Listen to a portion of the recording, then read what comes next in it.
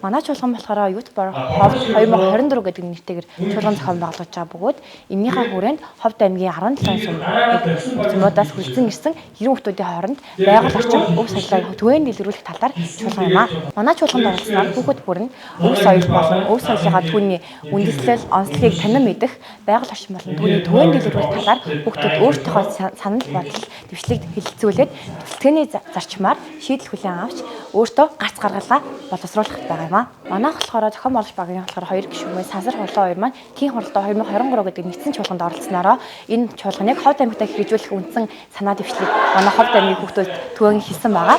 Тэгээд энэ чуулганыг болохоор манай Монгол эколог төвтэй хамтарч одоо чиглэл аван өөргөө биелүүлж байгаамаа. Энэ чуулган маань болохоор 2 хоногийн хөтөлбөртэйгээр явагдаж байгаа. Эхний өдөр нь болохоор бид лекц болон музей, өв соёлын хүрээлэн гэх мэттэй одоо танилцах байгаа.